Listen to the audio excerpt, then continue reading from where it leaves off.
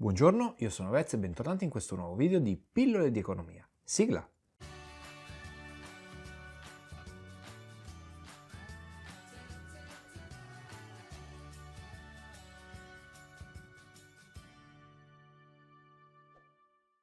Il video di oggi sarà sicuramente abbastanza tecnico, ma vi invito a seguirlo fino in fondo perché le tasse sono una cosa che ci accomuna tutti. D'altronde, appena introducono una nuova imposta, tutti quanti siamo lì a lamentarci. Mi piace pensarla un po' come i mondiali di calcio, siamo tutti quanti fratelli in certi rari momenti e questo è uno di quelli perché siamo tutti sulla stessa barca con le imposte.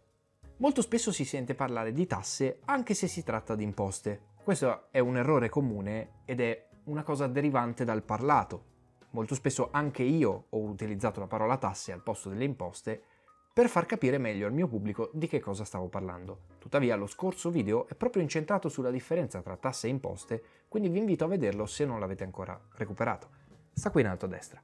Oggi invece andiamo a parlare degli elementi di base di un'imposta, le caratteristiche che le accomunano tutte quante. Ogni imposta infatti ha 4 caratteristiche principali: presupposto, base imponibile, soggetto passivo e aliquota. Il presupposto è quella situazione, quel fatto al quale la legge ricollega l'obbligo di pagare un'imposta.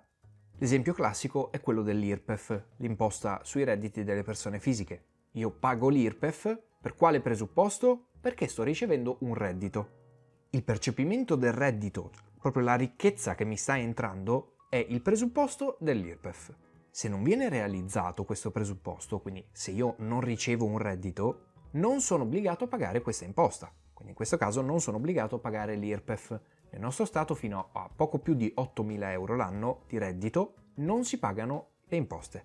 Arriviamo quindi al soggetto passivo. Chi è il soggetto passivo? È la persona che ha l'obbligo di pagare quell'imposta. Quindi prendendo l'esempio che abbiamo fatto poco fa, io che guadagno un reddito sono il soggetto passivo. Attenzione però perché esistono anche le persone giuridiche che fanno parte delle persone, quindi anche le persone giuridiche come ad esempio una SPA, una società per azioni, possono essere soggetti passivi. La mia società di grissini, ad esempio, è una persona giuridica, quindi può essere un soggetto passivo. È il soggetto passivo di un'imposta che si chiama IRES, della quale parleremo però in un altro video. La terza caratteristica è la base imponibile. Che cos'è la base imponibile? È una traduzione quantitativa del presupposto. Per farvi capire meglio, io ho percepito un reddito e questo è il mio presupposto, ma quanto reddito ho percepito è la mia base imponibile. Se io con la mia società di grissini ho guadagnato 10.000 euro di stipendio durante quest'anno, aver guadagnato uno stipendio è il presupposto, 10.000 euro è la base imponibile. Attenzione però perché nell'esempio precedente abbiamo fatto una base imponibile in termini monetari. Non è sempre detto che un'imposta si misuri in soldi, in euro. In alcuni casi abbiamo una base imponibile fisica e quindi non stiamo più parlando di una base imponibile di 10.000 euro, ma ad esempio di una base imponibile di 55 litri di benzina. Sono casi particolari, ma nella pratica al posto di tassare 10.000 euro tasso 55 litri di benzina. Semplicissimo. Bene, fin qui abbiamo detto che cosa viene tassato. Da qui in poi diremo a quanto ammonta questa imposta. L'aliquota infatti è espressa in percentuale della base imponibile e ti dice a quanto ammonta questa imposta. Torniamo quindi all'esempio di prima, quello dei grissini. Io dalla mia società di grissini ho percepito 10.000 euro quest'anno. L'aliquota sulla mia base imponibile di 10.000 euro è del 10%, quindi il 10% di questi 10.000 euro appartengono allo Stato. In questo caso il 10% di 10.000 è 1.000 euro. Questo significa che 1.000 euro andranno allo Stato. Per farvi capire questa cosa faremo un esempio molto carino. Semplifichiamo al massimo. Io ho la mia azienda di grissini e ho un solo cliente che fa un solo pagamento. Mi paga 10.000 euro. Stop, solo questo. Sta pagando me 10.000 euro? No, non esattamente. Mi sta pagando 9.000 euro e mi sta dando 1.000 euro che io dovrò dare allo Stato. È come se lo Stato fosse un mio amico, io mi sto regolando un attimo con il cliente che mi dà anche i soldi del mio amico, io in un secondo momento glieli darò.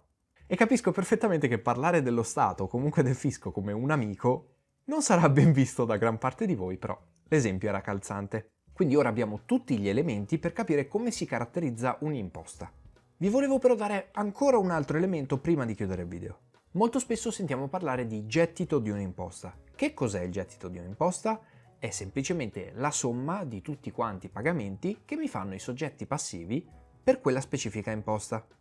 Un'altra cosa della quale spesso si sente parlare è la cosiddetta erosione della base imponibile. Attenzione, mi raccomando, non fate questo errore. La erosione della base imponibile non ha niente a che fare né con l'evasione né con l'elusione. Di queste due cose parleremo in un prossimo video nella seconda stagione di Vez Economy, che partirà dal prossimo video, quindi state collegati. L'erosione della base imponibile non è nient'altro che quel fenomeno per il quale la base imponibile totale, quella teorica, non corrisponde a quella reale per via delle varie esclusioni, agevolazioni ed esenzioni.